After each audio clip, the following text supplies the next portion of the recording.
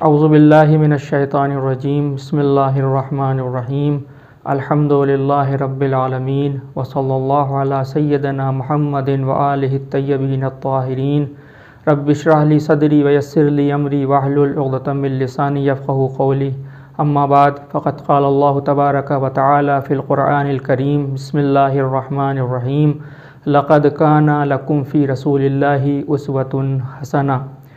ناظرین گرامی السلام علیکم۔ سب سے پہلے تو میں آپ تمام حضرات کی خدمت میں ایام عزا، ایام سوگواری امام حسین علیہ السلام کی مناسبت سے تعزیت پیش کرتا ہوں۔ جیسا کہ آپ جانتے ہیں کہ ہماری اس مختصر سی تقریر کا موضوع سیرت امام حسین مشعل راہ ہے۔ جس آیت کی تلاوت کا شرف حاصل کیا ہے اس میں پروردگار عالم ارشاد فرما رہا ہے کہ لقد کان لکم فی رسول اللہ اسوۃ حسنہ، کہ دیکھو اگر تمہارے لیے کسی کی سیرت اسوہ حسنہ ہو سکتی ہے تو وہ رسول اسلام کی سیرت ہے۔ اور اگر ہم امام حسین کی زندگی کا بھی جائزہ لیں اور آپ کے قیام کو دیکھیں تو آپ نے مدینے سے لے کر کربلا تک مختلف مقامات پر اپنے قیام کا مقصد بتایا ہے کہ ہمارے قیام کا مقصد ہمارے نانا کی امت کی اصلاح ہے اور ہم چاہتے ہیں کہ اپنے نانا کی سیرت کو زندہ کریں۔ تو اس عنوان سے بھی امام حسین کی سیرت وہی ہے کہ جو رسول اسلام کی سیرت ہے، اس لیے کہ رسول اسلام کی سیرت میں اور امام حسین کی سیرت میں کوئی فرق نہیں ہے۔ اور امام حسین نے اسی لیے قیام بھی کیا تھا کہ سیرت رسول سب کے لیے مشعل راہ بنے۔ تو سیرت رسول وہی ہے کہ جو سیرت امام حسین ہے۔ اب ہم آئیے دیکھتے ہیں کہ سیرت امام حسین کیا تھی۔ ایسے تو بہت سی سیرت ہیں امام حسین کی، بہت سے درس دیے ہیں جو ہمارے لیے اور پوری انسانیت کے لیے مشعل راہ ہو سکتے ہیں، لیکن جو سب سے بڑا درس دیا ہے امام حسین نے کربلا کے میدان میں وہ ہے امید کا درس۔ امید وہ کشتی ہے، اس قطب نما کے مانند ہے کہ جس قطب نما کے ذریعے سے انسان کی زندگی کی کشتی چلتی ہے۔ اسی لیے ہم دعائے کمیل میں پڑھتے ہیں کہ پروردگار رحم کر اپنے اس بندے کے اوپر کہ جس کی اصل پونجی امید ہے۔ اور اسی دعائے کمیل کے فقرے ہیں اللہم اغفر لی الذنوب التی تقطع الرجاء، پروردگار ہمارے وہ گناہ معاف کر دے کہ جو امیدوں کو توڑ دیتے ہیں۔ تو امید انسان کی زندگی میں اس قطب نما کی مانند ہے کہ جس کے ذریعے سے انسان کی زندگی کی کشتی چلتی ہے، اور اسی کے مقابلے میں یاس ہے، نا امیدی ہے۔ یعنی جب انسان مایوس ہو جاتا ہے، اور اسی لیے آپ دیکھتے ہیں کہ معاشرے میں انسان خودکشی اسی لیے کرتا ہے چونکہ مایوس ہو جاتا ہے، نا امید ہو جاتا ہے۔ تو امام حسین نے ہم کو امید کا درس دیا ہے۔ آپ دیکھیں کہ کربلا کے میدان میں اگر ہم مادی اسباب کو دیکھیں تو مادی اسباب کے اعتبار سے جہاں یزید کی طرف 30,000 کا لشکر ہے، وہیں امام حسین کی طرف صرف 72 اقربا ہیں، انصار ہیں۔ اس میں بھی بچے ہیں، بھوک و پیاس کا عالم ہے، اور ادھر پورا کا پورا لشکر پورے اپنے ساز و سامان کے ساتھ، پورے اسلحوں کے ساتھ لیس ہے، اور وہ بھی سیر و سیراب ہے۔ ادھر 3 دن کی بھوک ہے، 3 دن کی پیاس ہے، اور ایسے میں جنگ کرنا ہے۔ یقیناً اگر دنیا کا کوئی معمولی انسان ہوتا تو ایسے حالات دیکھ کر کہ جہاں بچے ہیں، عورتیں ہیں، خواتین ہیں، بھوک و پیاس ہے، ان عورتوں میں اور خواتین میں چھوٹے بچے بھی ہیں، بچیاں بھی ہیں، 6 مہینے کے حضرت علی اصغر بھی ہیں جو 3 دن کی بھوک و پیاس کو برداشت کر رہے ہیں۔ آپ ایسے ماحول میں دیکھیں کہ کوئی اگر واقعاً دنیا کا معمولی اور عام انسان ہوتا تو نا امید ہو جاتا، اپنے ہتھیار ڈال دیتا۔ لیکن امام حسین نے ہم کو یہاں پر درس دیا کہ دیکھو کبھی بھی کیسے بھی حالات ہوں لیکن کبھی بھی خدا کی رحمت سے نا امید نہ ہونا۔ تو امام حسین کا جو سب سے بڑا درس ہے وہ ہے امید دلانا کہ جہاں ایک طرف 72 ہیں تو دوسری طرف 30,000 ہیں، ایک طرف بھوک ہے، پیاس ہے، تو دوسری طرف پورا لشکر سیر و سیراب ہے۔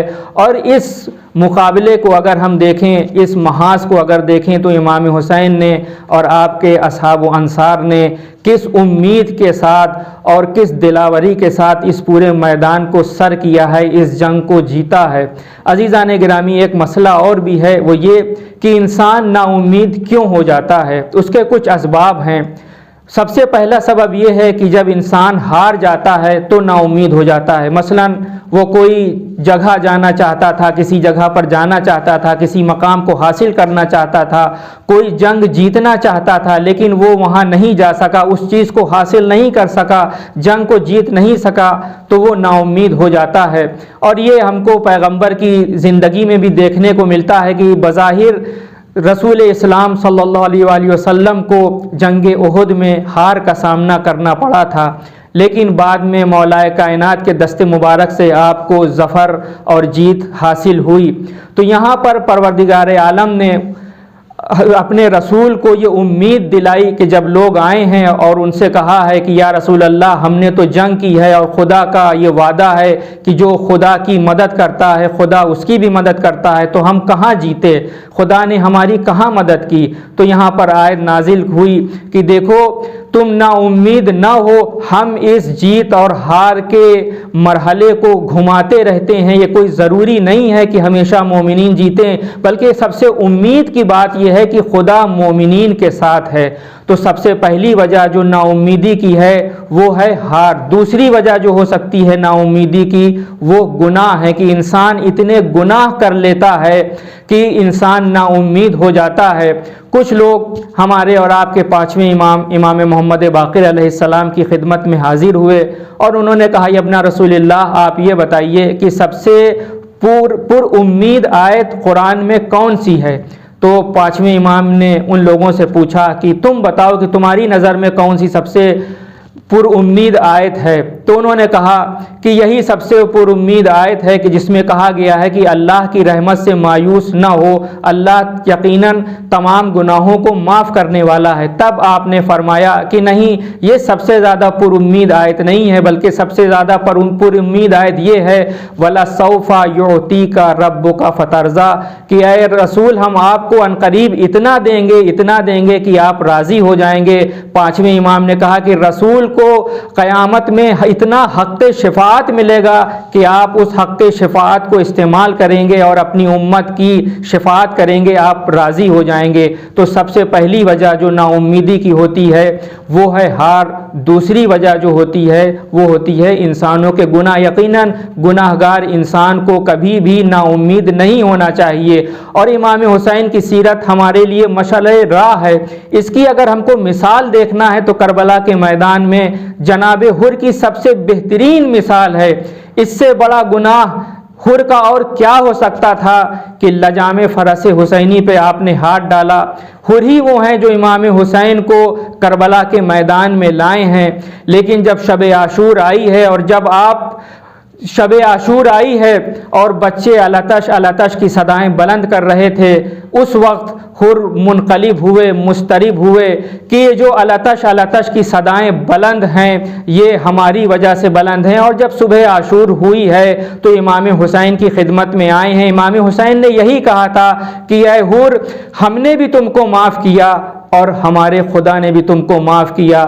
تو جو سب سے مشعل راہ ہے کربلا ہمارے لیے وہ یہی ہے۔ کربلا ہم کو امید کا درس دیتی ہے کہ دیکھو تم چاہے جتنے گناہ گار کیوں نہ ہو، چاہے جتنا ہی بڑا گناہ کیوں نہ کیا ہو، لیکن اگر تم نے سچے دل سے توبہ کر لی ہے تو یقیناً اللہ بھی اس کی توبہ قبول کرنے والا ہے، اور اس کے نمائندے جو ہیں، اس کے امام جو ہیں، اس کے ولی جو ہیں، وہ بھی اس کی توبہ قبول کرنے والے ہیں۔ اور تیسرا اور آخری جو سبب ہے وہ ہے دعاؤں کا قبول نہ ہونا۔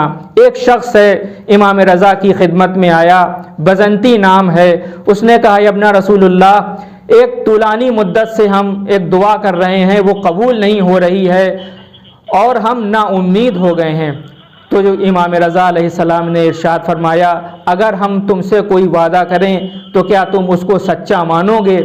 تو اس نے کہا کہ یقیناً اگر آپ ہم سے کوئی وعدہ کریں تو ہمیں اس پہ پورا اعتبار ہوگا۔ تب امام علی رضا علیہ السلام نے ارشاد فرمایا کہ تم کو ہمارے کیے ہوئے وعدے پر اعتبار ہے، لیکن جو خدا نے وعدہ اپنے بندوں سے کیا ہے کہ اے ہمارے بندو تم ہماری بارگاہ میں دعا کرو، ہم تمہاری دعاؤں کو سنتے ہیں، مستجاب کرتے ہیں۔ تو امام رضا علیہ السلام نے ہم کو درس دیا، امام حسین علیہ السلام نے ہم کو درس دیا، ائمہ نے ہم کو درس دیا، اور ان تمام کی سیرت ہمارے لیے مشعل راہ ہے۔ امام حسین کی سیرت ہمارے لیے مشعل راہ ہے کہ امام حسین نے ہم کو کربلا کے میدان میں یہ درس دیا کہ کس طریقے سے امید کے ساتھ انسان اپنی زندگی کو گزارے۔ وآخر دعوانا ان الحمد للہ رب العالمین۔